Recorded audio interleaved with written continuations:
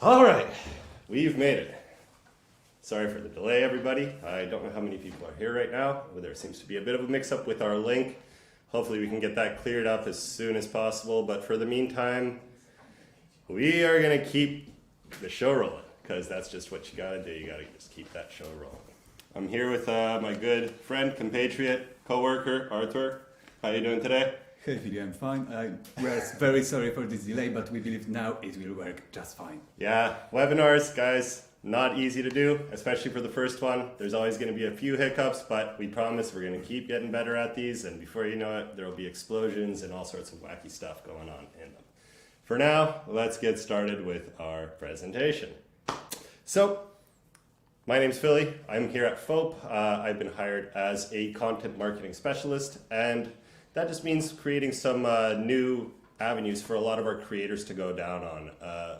Things like new, I guess, avenues for them to just have new sources for information for themselves, improvements to the blog, things like our FOAP Academy, which we'll discuss in a little bit, and our current discussion that we will be having, which is our FOAP Photo of the Year award ceremony.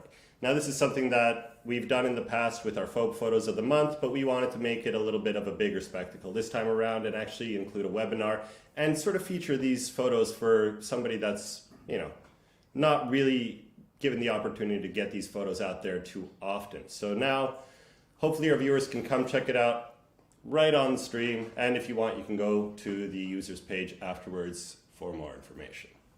So, what is the Photo of the Year? Well, every week we get tons and tons of submissions. They're really good. As soon as I signed up here, I realized that the quality of these photos is much higher tier than I was expecting. And I thought to myself, wow, we should really showcase this. So that's where the Photo of the Year idea came from. And to give you a little bit of insight, we have a special way of kind of curating these photos. And we do that through a series of characteristics that we look out for, and those characteristics are composition, style, subject matter, contrast, exposure, color balance, and a few others. We'll get into those a little bit later, but for now, that's just kind of the quick overview.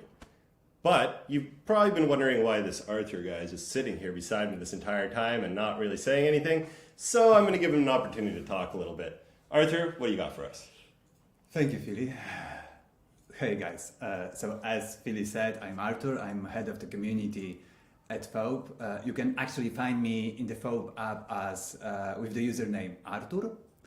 And today I'm super excited to be part of this FOAP webinar, and I love seeing you here, especially those I recognize from the FOAP community. And really, it matters a lot to us, so thank you that you are here. And today, I just want to share with you a sneak peek of the 3 next big things on FOAP dedicated to FOAP community. And I believe you will love them as much as we do. So the first one are creative crowds. So we are listening to your feedback, and we know that you would like to sell more photos, more content, but also to have just more opportunities to collaborate with brands. And this year, you will be able to join brands on FOAP and create content directly for brands you love through something we call the creative crowds. You can imagine creative crowds as something like closed Facebook groups with opportunity to talk directly with brands, but also with possibility to publish your content directly for brands. And as brand ambassadors, you will have many more opportunities to sell your content and gain recognition and be featured by brands as their official creators. I'm pretty sure it will benefit brands and you, so be active on FOAP and join our missions, because we plan to give early access to these creative crowds to the most active of you. The second thing I want to share with you is professional portfolio. So as photographers, or more generally content creators, you know that there are not many places where you can just share your content with potential clients. You can obviously invest in your own site, but it is usually quite expensive. You can, for example, create an Instagram profile, but you all know that to clients, it's not the best way to check out your work and just to check out your offer. So you all know FOAP profile. This is a place when you can just publish your content. And this year, we will change it a lot. I can't show you how it will look because our product manager Michał would probably kill me for that. But I can tell you that with the new FOAP profile, you will be able to share your work with potential clients easily, without any hassle, and they will see not only your content, but also how many photos you sold, how many missions you won, confirmation from well-known brands, and other things that will help you to find more clients also outside FOAP. And just like Creative Crowds, in the beginning we plan to make it available only for the most active users, so please be active and join our missions. And the last thing I want to share with you today is a gift from us all to FOAP community. And you know, almost every mission has rewards, but not enough to reward all FOAPers who joined the mission and uploaded good quality content. For our curators team, it just, makes us sad because we want to reward all good users.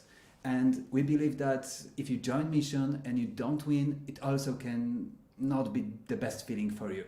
So from now on, I'm happy to announce that in all FOAP missions, if you upload good quality and in line with the brief photos or videos, even if you didn't win money, you will always get FOAP coins for free as the reward. And you can use these free FOAP coins to join premium missions without watching ads or buying coins, and this way you will get much more chances to win.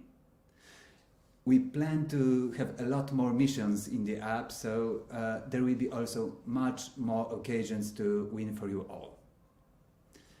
I think it's the last thing I want to share with you, so please join our missions, comment on photos, share your feedback. You can share your feedback always, for example, on our blog, which is available at community.foap.com.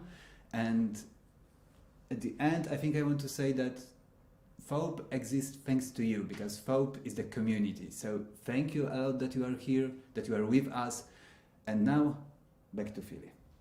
Thanks, Arthur. That was pretty in-depth. I didn't realize you had so much, but I'm actually looking forward to a lot of these things. We've been talking about them at the office, and they sound like they're a really great thing. As a photographer myself, these are features that I wish I had access to about 10 years ago when I was just starting out.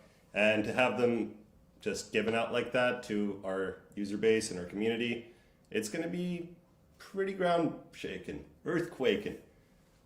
Yeah, let's stop with the rhyming for now. Let's get back into the photo of the year really quickly. Our photo of the year contest this year was based out of 6 categories. Those 6 categories are macro, landscape, nature or animals, portraits, product, and, can I remember the last one? No, I gotta use my notes. Sorry, guys. The last one is plants. Oh, of course. Or was it people and portraits? One of the two. I can't remember. Anyhow, we judged them based on the characteristics that I mentioned earlier, and we're going to get into those a little bit more right now. So, going back to our criteria that we look for, we have composition, lighting, adherence to the brief, tonal balance, processing, clarity, creativity, and once again, subject matter. We will be including a link very soon to have a guide for you to go into those in even more depth so that you can actually figure out what we look for in those specific categories and how you can kind of apply those same characteristics to your photos to make them better and give you a better opportunity to win missions yourself, including missions like this very one.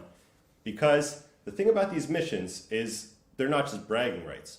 When you win, you actually get a cash prize. You also get FOAP coins.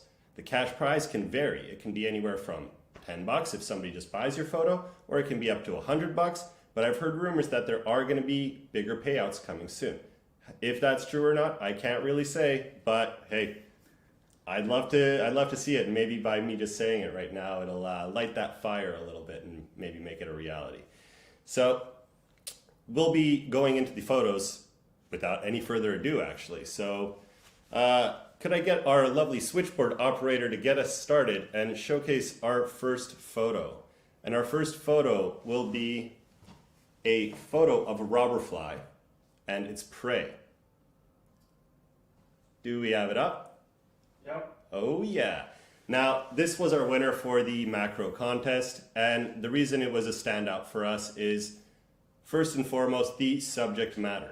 This is a fascinating subject. I mean, macro photography, when it comes to insects, they are just gorgeous to look at. There's lots of colors, there's lots of alien-looking features on these insects, these eyes with multicellular parts.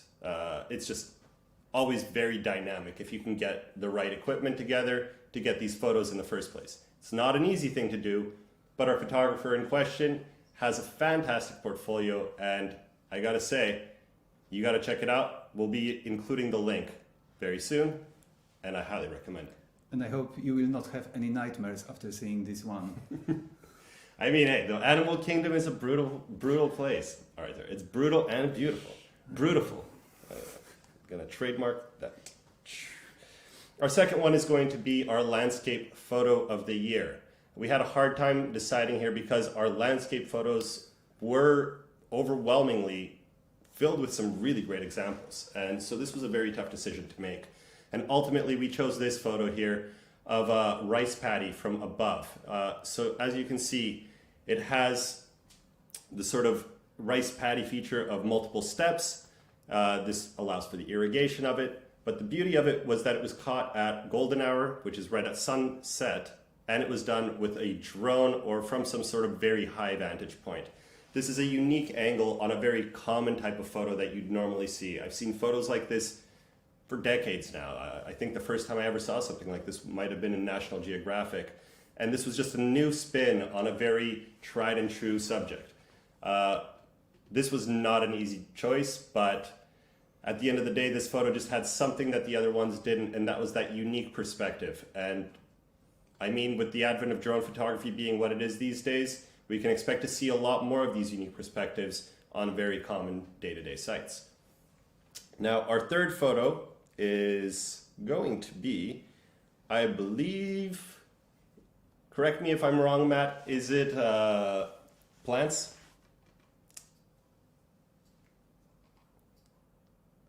Bread.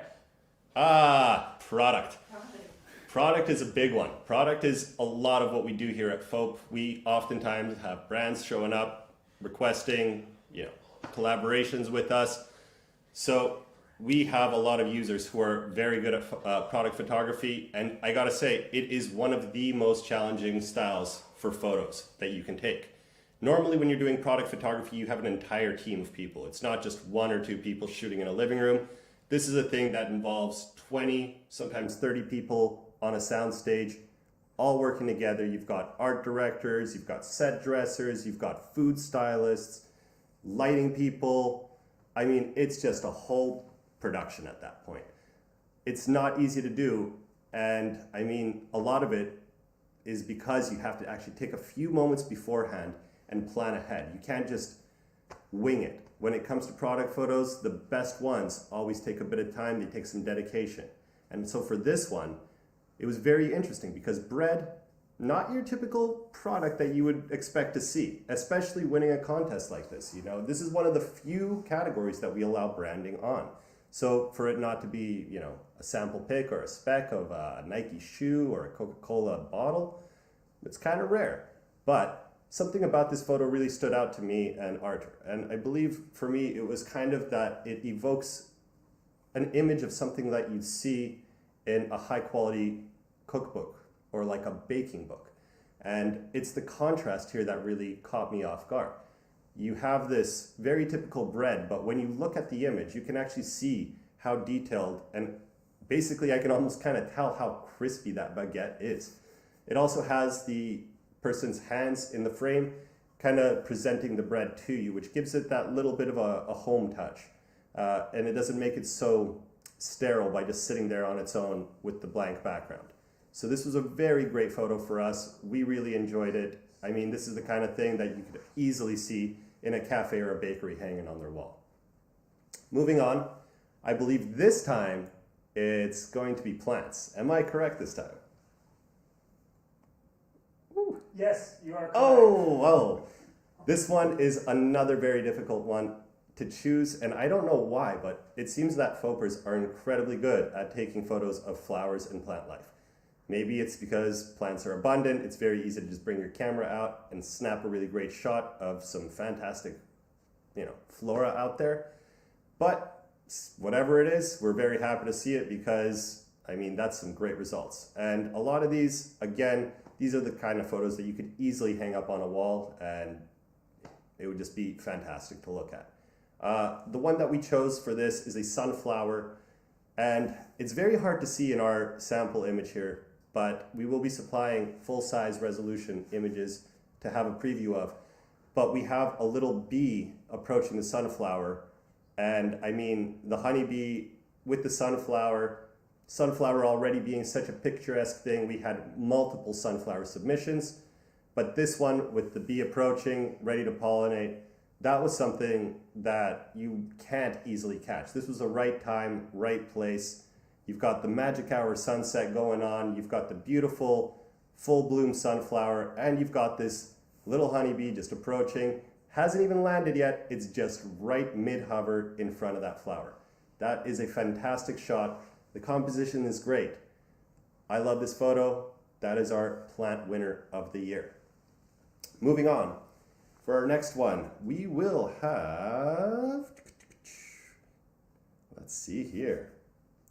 Man, I wish I wrote these down and put them on a sign. That would have been so much cooler. People and portraits. Animals. Animals. I knew people in Animals. portraits was last. Oh, okay. All right, animals. This one was, again, fairly hard to choose from, but not actually because we had a ton of submissions. We had fewer submissions of animals than we were expecting. A lot of them were pets, which is great. Pets are fun. But when it comes to animals, the competition is always going to skew towards something with a more interesting subject. Pets are great, and we've had some pretty good runners-up that were pet photographs, but they were a lot more creative than your standard, cat on a couch sort of photo. But when it comes to wildlife, it's very hard to compete a cat against something like a lion or, a walrus or an elephant. Like these giant, glorious animals that just make an imposing statement inside of your frame. That's something you can't really get out of a dog or cat photo, no matter how cute they may be. I'm sorry, I just love cats, so. Yeah. Big cats also. Yeah. I love cats as well, but it's so hard. That's beautiful cats. So our winner this year for the photo of the year for animals, was it the lion? I know we had a hard time picking. What did we end up deciding on? Oh, we ended up going with the bird. That's right. So we had a runner-up. This was like a deadlock victory, but we ultimately skewed towards the bird. And there was something about the bird that kind of made a statement on us, and that was the fact that this bird is, first of all, in black and white. It's overexposed. This is not something that you would normally think would be a great winner on these kind of contests, but it just created something unique by having this kind of post-processing applied to it. This is not a typical shot of a bird on a branch or on the street. This is a bird that has been transformed into a bit of a work of art. Again, this is the kind of thing that I would personally hang on my wall. This is, first of all, I'm a big black and white fan, but on top of that, I do like this kind of minimalism where you have just a single solitary subject in this white void. It's really great. The only thing that it's got with it is the shadow. It's a fantastic photo. The composition is great. The contrast is stunning. And it's a fantastic winner. The lion, I gotta say, fantastic runner-up. You will see all our runners-up and see just how close this race was. I couldn't even remember it. That's how close it was. But for our final image for the day, we will have our people and portrait category. Now, in my opinion, portraiture might be one of the hardest styles of photography out there, period. It's one thing to just snap a photo of a person, but it's something else to capture their essence and just have it on full display for the camera and to kind of evoke a mood and tell a story with such a simple one frame solution. Now, we had a couple really great contenders, but this photo here is our absolute standout. And there's a couple things that really make it stand out for me. First of all, it's the colors. The colors are deep, they're rich, they're not overly saturated, but they're stunning nonetheless. It's just, it kind of gives me like a jungle rainforest feel, or the swatch pattern that you'd see on sort of a tropical restaurant or something like that. And on top of that, you have the makeup, which is not something characteristic and shows that this person actually either A, went out to an event where this kind of makeup was very predominant, or B, actually took the time to stylize this person and apply the makeup themselves to get this kind of result. And that extra effort really does make a huge difference. It just, combined with that stare the person gives to the camera, it creates something beyond the usual portrait photo. It offers something absolutely stunning. I mean, this is, again, another photo that I personally don't think that would necessarily be on a cafe wall so easily, but what it might be on instead is a magazine like Time or People or even National Geographic. It even kind of reminds me of the old Afghan girl photo with the color of the eyes and the intense gaze into the camera's lens. Well, that was pretty good. I mean, went a little bit smoother than I was expecting, considering this is our first one and I was expecting a ton of hiccups. I would like to say thank you to everybody that did submit a photo this year. And I mean, very soon we'll be having a photo of the month contest along with other missions that we provide every single week. I think there's like 2-3 missions a week, isn't there? Even more, and definitely it will be much more in the next week. And they'll be even more tailored. We're going to get a lot more creative with it. And we're also going to be introducing something new. Video missions. I don't know when those are coming, but I'm very excited about that. And we'll be using our FOP Academy to teach you how to make better quality photos and apply that photo know-how into your video scape as well. Because video is kind of the new thing. With the arrival of TikTok and the popularity of things like YouTube and Instagram stories, Facebook stories, this is going to be another avenue that people are going to be expecting that content creators are going. So we're going to be happy to help you out, teaching you all the rudimentary basics, as well as some better, more advanced tips to make the best out of your photos and videos. And for a final thing today, we're also going to be taking a couple questions from our users. So while we get the switchboard ready, we'll see what's going on. And let's just see here. Maybe tell them they should write their questions in the comments. Yes, you have to write the questions in the comments. These aren't just questions that I'm looking up myself. So please go ahead, get in that comment question board and fire away. Let's see what kind of interesting stuff you have for us and what kind of interesting answers we can give you. Can we get the Jeopardy music? Yeah. I don't know if we can sing it. I think it's a copyright claim. I think I will use this opportunity. It's time to just say that we will publish all winners' photos on our blog. Yes. Also, not only in the missions. So tomorrow we will be able to just check out all runners and all the winners. Yep, and when we publish that on the blog as well, we will be publishing additional information on some of our social media channels, which we're going to be a lot more active on these days. You can expect to see our Facebook, our Instagram, our TikTok. All these are going to start having a lot more content, so you can interact with us there.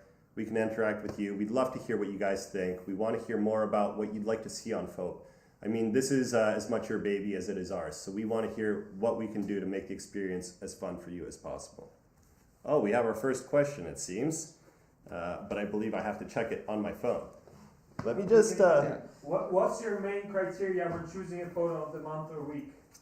So it's very difficult to pick a main criteria. Photo of the week and photo of the month. Yeah, so I mean, it really depends, but I think normally our biggest criteria outside of photo of the month and week is the adherence to the brief.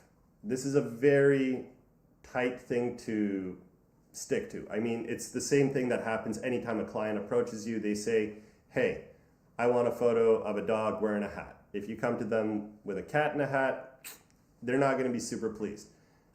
Adherence to that brief and kind of using that as your springboard to get the best results, that's clutch for us. But photo of the week and photo of the month are a little bit different because those don't actually have a brief. Those are a bit of a free-for-all style. Every now and then, I think we might kind of nudge it one way or the other, but generally speaking, that's your opportunity to showcase your best photos without any parameters. So for those, it's going to be a couple other things. Now, there's no one specific thing, but it's a blend of, I guess, in my opinion, three. And that first one is the exposure, making sure that your exposure settings are nice and balanced. That doesn't mean you can't over or underexpose, but it means that you can't have these blasting differences. No super hot sunspots, no super white washed out, skin tones, no overly dark scenes with just like a sliver of a subject in there. As a result, you don't want to have a lot of high ISO shots unless you're really going for that grainy film look. Now, the other thing that comes in that three sort of trifecta of characteristics that we look for is going to be your composition. Composition is something very difficult to explain, but if you ever looked at film or studied any film, there's a word in there called mise en scène. And it was very difficult for me to get an understanding of what mise en scène is. But if you worked in the kitchen, it's a bit similar to mise en place, which is the arrangements of things on the plate, or in the world of film, it's the arrangements of things in the frame. So that's your mise en scène. And depending on how you frame those objects, where they're layered, where they're placed, how wide the frame is, how tight the frame is, are there leading lines? Are you using the golden ratio to help compose your shot? Are you using the rule of thirds? There's a lot to get in there.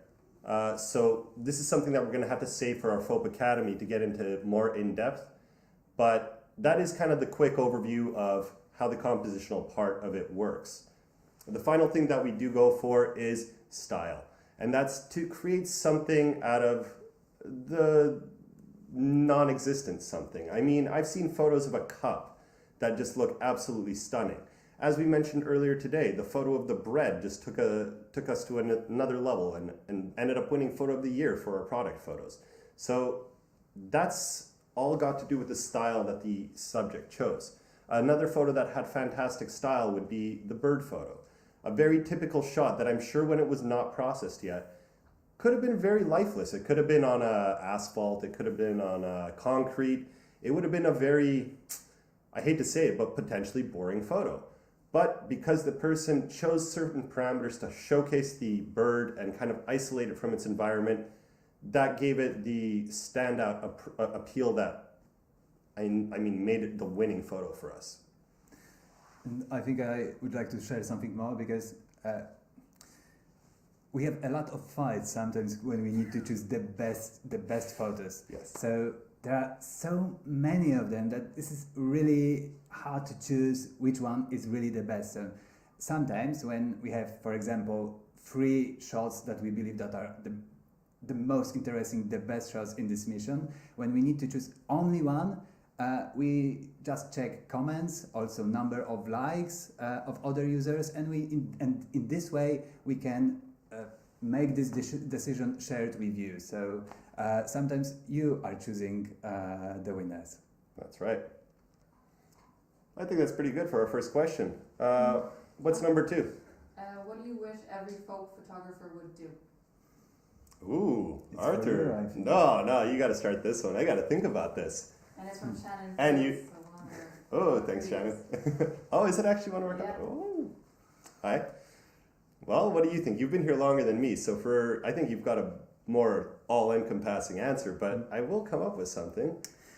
I I think when I think about the future of FOB, I believe there is a place not only for like professional photographers, but there will be much more space for just photographers who like to take photos. They have this good sense of what looks good and what maybe not, and so this is authenticity that can be created with photos. Like I would love to have more photographers, more creators that create not like photos like from photo session, like from professional photo session, but rather more natural, more genuine content.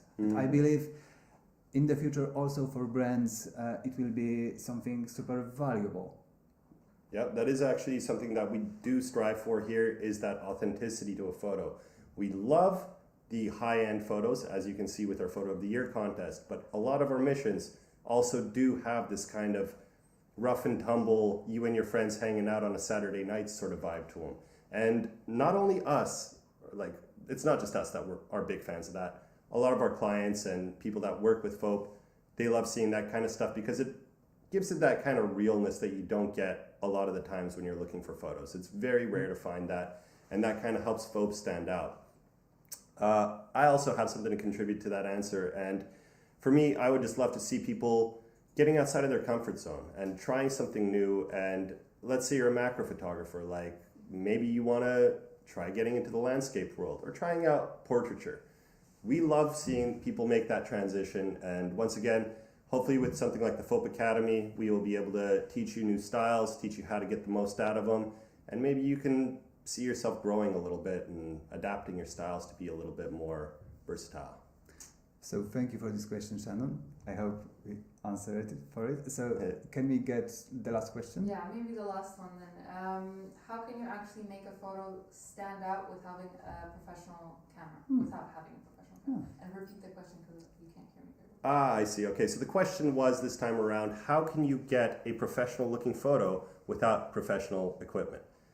This is actually not as complicated as you might think, because even back when I was working in a camera store myself, we would have a lot of people coming in. We used to call them pixel peepers. They're people who just absolutely analyze every single pixel out of a photo, and they just want the tippity top best possible lens, camera, processor, everything. Like these people were obsessive to the point where it was very difficult to even talk to them, because it just became a game of how can we get the best quality, what new stuff is coming out, and it starts to become a bit one-dimensional. Now, don't get me wrong, there is a place and time for this sort of thing, but on the flip side, I have seen complete rank amateurs come in and just blow me away with photos that they've taken either on their iPhone and on their point-and-shoot camera.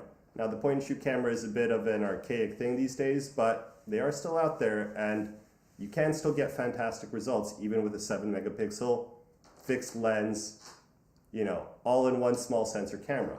So how do you do that though? And well, this is where our kind of first FOB Academy course will get into that a little bit. And again, this comes to the characteristics that we look for. Things like lighting, composition, your subject itself. If you're taking a photo of a person, it's one thing to just capture a photo of a person, but it's another thing to pose them, to try out different lighting effects on them, to see how their face changes when you adjust, say move your chin over here and do this. You might get an elongation on the neck, and you might get, a slight cut of their ear that really frames their face nicely. It's these kind of things that most people don't initially think about, but the more you do it, the more you start to see what characteristics really make a person stand out. Again, the same thing goes for example, our landscape photo of the year today. The winner was a drone shot. We had a couple other drone shots, but this was a very simple shot that was normally taken just from ground level. And by taking it up into the sky, shooting it at magic hour, it gave it that little extra bit that made it our photo of the year. And I don't know how much you folks know about drone photos, but unless you're shooting with an absolute top of the line machine, the lenses and the sensors on those things are very basic. They're about as basic as the ones on your phone, if not potentially even more basic than that. So, I mean, if you're doing things right, you can get some incredible results. And I mean, even just thinking about it now, I think a course that we could add to the FOP Academy is something like how to take great portrait photos with just an iPhone camera or an Android camera. Any of these things can be done because really it's just the tool. And at the end of the day, if you think back at, you know, how photography started out with pinhole cameras and these large format cameras with very kind of not super sharp optics, some of those photos are still incredibly powerful, and you can still go look at them today. People still flock to museums to see them, and they can still impact you just the same way they did back then. And there's really no difference between a small camera and a big camera when it comes to that. You just got to know exactly what you're doing. And I believe there will be always place for professional photographers and just creators who are using their phones. And I believe that in the creative crowds that will be released maybe not soon, or maybe, I can't tell yet. Fingers crossed. Yeah, in these creative crowds there will be much more place for just creators who are using just their phones, and with their authenticity and genuine content, it will be even better than just professional sessions with professional equipment. Absolutely. And I mean, that sounds like a great place for a community to grow, to thrive. Maybe you guys can even help each other out. But even if you can't, we'll be there every step along the way, trying to do our best to help you out as well. Do we have any questions left, or is that going to be it for now? I think it was the last one. I think that's it for today, everybody. I wish we could answer more, but if you have any other questions, I mean, send us an email. We'll be happy to talk to you and see what we can do to help out. We will be doing plenty more of these webinars in the coming weeks. We hope to have quite a few this quarter, and we will be launching our FOP Academy courses very, very soon. So stay tuned to those. Again, congratulations to all the winners, and see you soon, and see you at FOP.